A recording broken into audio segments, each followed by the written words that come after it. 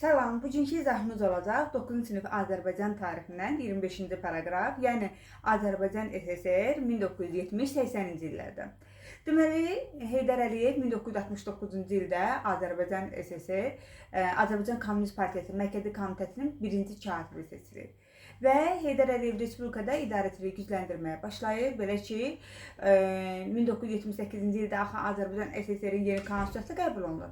Həmin o konstitusiyada deməli, Azərbaycan dilinin Azərbaycan SSR dövlət dili olması haqqında maddə saxlanılır.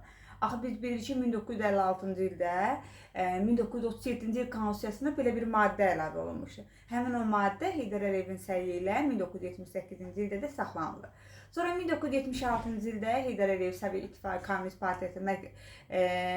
Kommunist Partiyasının siyasi bürosunun üzvlüyünə namizəd, 1982-ci ildə isə üzv seçildi və SSR Nazirlər Sovetinin sədrinin birinci müavini təyin olunmuşdur. İndi Ermənistanın ərazi iddialarına qarşı aparılan mübarizədən danışaq. Ermənistan deməli 1977-ci ildə SSR-nin konstitusiyası hazırlanması ərəfəsində, yəni bilirik ki, SSR-nin konstitusiyası 1977-ci ildə 3-cü konstitusiyası. Deməli, Dağlıq Qarabağ Muxtar Vilayətinin deməli onlara verilməsi haqqında yenə ərazi iddiaları qaldırılmışdılar, amma Heydər Əliyev dərhal deməli gedir Brejnevlə görüşür, bu məsələnin qarşısını alır. Sonra Heydər Əliyev 1969-82-ci illər, yəni Azərbaycan SSR-ə rəhbərlik etdiyi dövrdə deməli Azərbaycan iqtisadiyyatında dönüş yarandı, inkişaf etdi iqtisadi cəhətdən. Bax, əslində qalsa o zaman Heydər Əliyev öz nitqində də deyir, 95-ci ildə deyir ki, deməli kondisionerlər zavodunun, məişət kondisionerlər zavodunun Ukrayna SSR-də tikilməsi planlaşdırıldı. Amma deyir, Heydər Əliyev özü də etiraf edir ki, məhz mənim səyim nəticəsində deməli bunun Bakıda Azərbaycan SSR-də tikintisinə nail olur.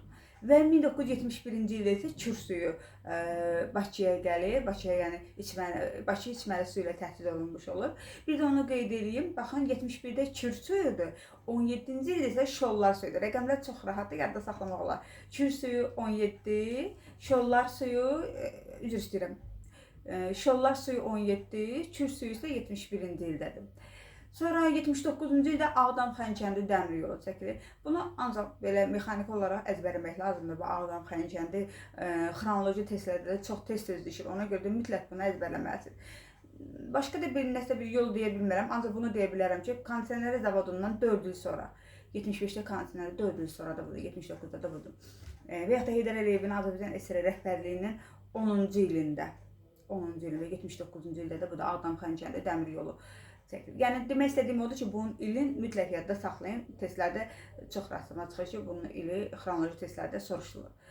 Sonra 80-ci illərin ortalarında deməli bu Sovet İttifaqı Kommunist Partiyasının Mərkəzi Komitəsi hansı ki, alkoqolizmlə mübarizə başlayır, mübarizə haqqında qərar verir və buna görə də burada üzümlüklər məhv edilir. Sonra 1982-ci ildə Heydər Əliyev SSR Nazirlər Sovetinin sədrinin birinci müavini vəzifəsinə təyin edilir və Azərbaycan SSR-nin rəhbəri də olur, o zaman Kamran Bağırov təyin edilir. 80-ci illərdə Bakı Dəniz Özülləri Zavodu istifadəyə verilir. 85-86-cı illərdə. Əvvəlki dəstələrdə var idi, 85-86, indi çıxarılıbdır.